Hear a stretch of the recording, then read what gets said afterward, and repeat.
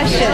So we have a good one. Let's go ahead. All right. But let's make them fast so they don't. So last night, so it was pretty intense for him personally, physically, and all that.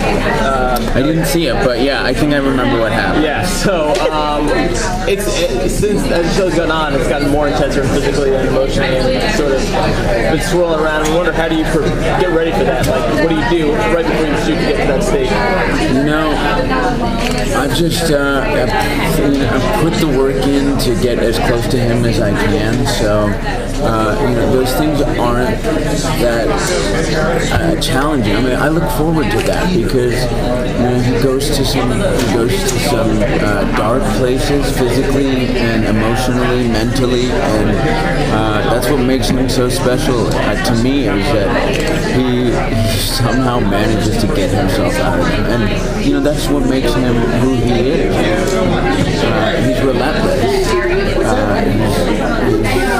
conflicted and he's under so much pressure, and yet he squirms his way out of things. And I think that's what makes him the hero that he is for so many, is because he's flawed.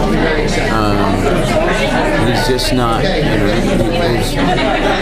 His ethics are questioned throughout the show, but you got to say the guy perseveres through some really difficult hardships. Do you get yourself worked up or stay all alone before you shoot, like a scene where you go through your looking for kills?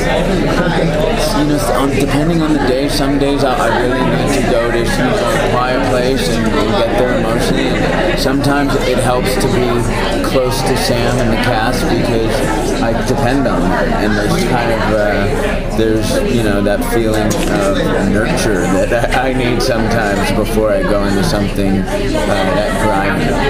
It seems like season 2 thematically is sort of about the unexpected consequences of what happened at the end of season 1. How, without giving away any spoilers, how does that theme play out for Elliot over the course of the season? It never ends up well for Elliot. Yeah, we deal with the fallout quite a bit, and obviously you can already see that he's conflicted and feels very guilty about what's happened with Gideon, and there's more to come for him. This is the special thing about the show is we don't live in this fairy tale land where you can just destroy the world's economy and everything is going to be better because of it. I think Sam has looked at situations all over the world where uprisings and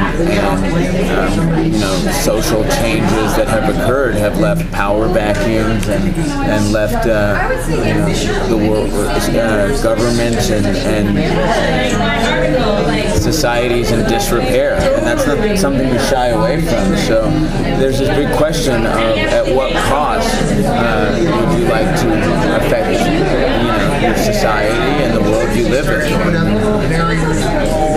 What are the repercussions of that? And what that will be for Elliot remains to be seen, but I doubt that it's going to be pleasant.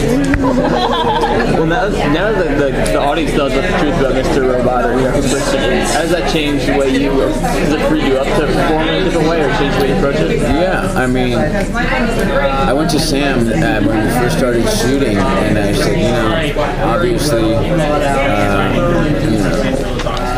he has to come to terms with this. How is he going to come to terms with this? I mean, when you have that, I worked with a psychologist, and she taught me a lot about, the feelings that occur after, the discovery, and there's, shame and denial and all these regrets that happen, and then there's, of course, some acceptance of that.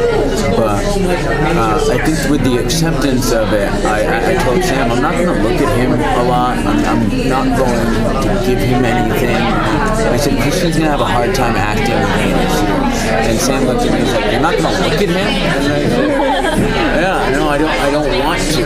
So I feel like Sam probably cuts all the looks that I did give him, but there have been many takes where I don't even acknowledge Christian, and I feel bad from an actor. Like, I'm so sorry, man, I'm giving you nothing. He's like, you're fine. You give me nothing anyway. Good? Yeah. one more? All right.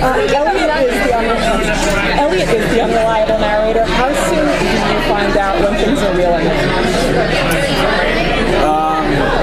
They're real. They're very real for whoever's watching it, because if you're with Elliot throughout this journey, you know he's talking to you. So they better be real to you because they're real to him. I mean, as far as the rest of the story goes, things may or may not come crashing down on us, but we're in it together, right? That's what's cool about it. Is if it's a convoluted or questionable world where he's at, you should also question why you're watching it. But I think things are a bit more real than people have surmounted so far. Thanks so much.